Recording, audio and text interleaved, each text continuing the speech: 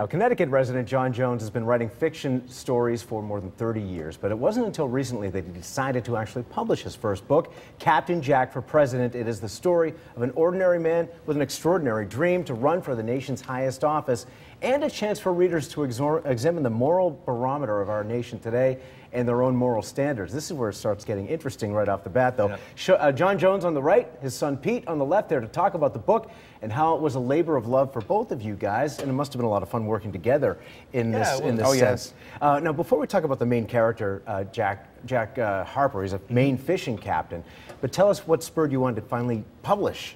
And by the way, don't mind this, because we're going to get to this in just a minute. But yeah. I've been writing for a long time, about 7th grade, had an English teacher, gave me an assignment, and I wrote a story, and it worked out pretty good. But I just found that over the years, sitting down at night, just writing down some words, it helps me to decompress at night and relax. And over time, what I would do is I'd take those pieces and put them into a story. And so I've been doing that kind of like a private diary, you know, of my own for many years.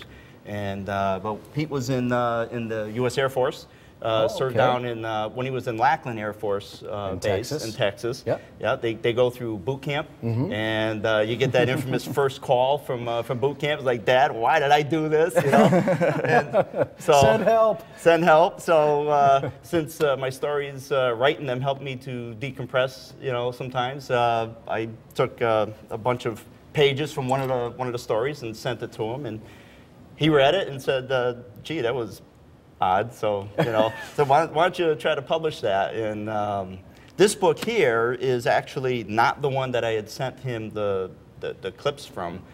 This is another one that I had worked on for a number of years as well. This one's actually had worked on prior to even putting the story that I sent him. So, but when we decided, he kept pushing, oh, gee, you got to publish something, you got to publish something. So it was son pushes dad, right? Yeah. Oh, yeah. And that's interesting, too, because, you know, a lot of people wonder, well, how do you write? I've always wondered, how does a person write, especially fiction? But I guess, and I've heard some people say, you know, you make notes about stuff, or some people anyway will make notes, and eventually the book sort of has written itself. It just has to be all tied together, I guess. Right. Now, speaking of tying, how about family ties? Because this is, and this is where I want to try to get a close-up of this piece of artwork, because this is the original of what is the cover of the book.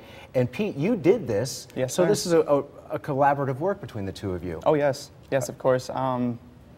He gave me the idea a long time ago, and I just kind of worked with it, just basically going on the idea of an honest, hard-working man, maybe have a few scars or rough edge around him. Yeah. Then we're just going to get a close-up because the camera's not getting that too well. So anyway, but there it is. Okay. Yeah. Sorry, keep going. But now you've been drawing for how long? Very, very long time. When I was young, my parents had seen that I had an interest in it. So they took me to many different art schools, programs, things that were, you know, even free around the town, like public schools. So I learned to draw a lot of different styles, a lot of different mediums, different tools, different textures. I have friends that wish they could do things like this, and I tell them, I said, it's not hard. It's not really at all. I think it's a gift. You kind of either have it or you don't. You just hone the craft, right? Well, I guess. Well, some people think it requires a certain tool or something, and it really doesn't. That was all a mechanical pencil and a little piece of paper to rub some of the ink. I can't even do stick figures. Now talk about Jack Harper. He is your character, because I want to talk with both of you about this. Why the name? Is there something important about the name? And tell us about him. What's he looking to do? So in 7th grade, Jack Harper's always been my character for all the stories that I've written. Okay. 7th grade, the English teacher found out that my birthday's November 22nd. It coincided with the assassination of JFK. And so she called me Jack.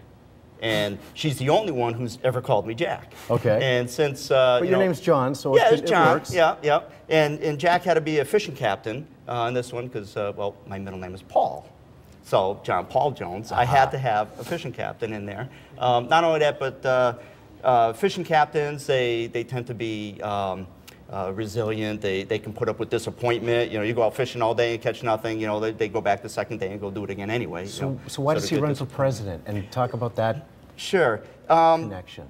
Jack's got a high moral conviction. He's a man of high moral conviction. He's always served his community when there's economic downturns and stuff like that. He was always the first one out there to try to help his community and everything.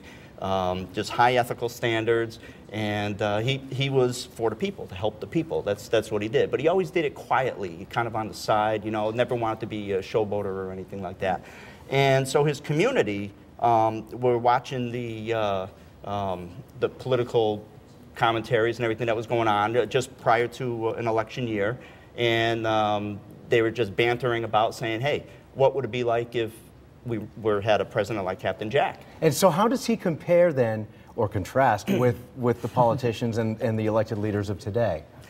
I mean, he sounds like a modern-day Abraham Lincoln, because they're a guy who kind of came from very humble roots, right. Yes. and ran for president. Yes. Yeah. I won't ask if he wins, because that might be. No, I'm not giving that away. Yeah, that's a secret in there. So, yeah, as far as the contrast, I mean, when you look at the way the politics have gone with all the debates and everything, yeah. and all the you know, it's some dirty smashing that the politicians do to each other, and some of the things they say, you wonder, are any of them fit to even be in office? But you know, I mean, it's our duty to elect them, and you know, of course, we're probably no better than any of them anyway, you know, on that scale. But so yeah, it's how do you get somebody with a high moral conviction and did I tell you we have a senator in as a guest? No, I'm only kidding. Yeah, yeah. No, so I'm kidding. Not today. But Pete, and real quickly, because we have to finish up, and I want to tell people about the book events coming up. But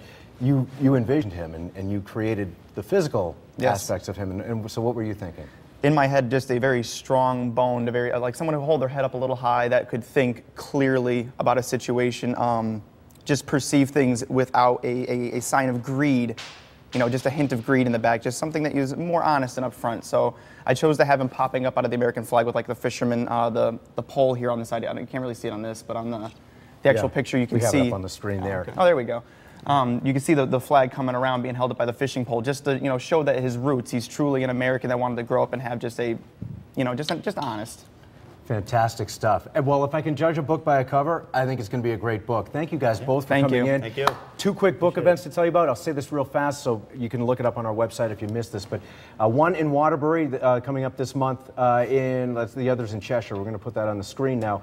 January 16th, this is 6 to 7:45. Oh, I just lost it there. I'm trying to read it off the screen there.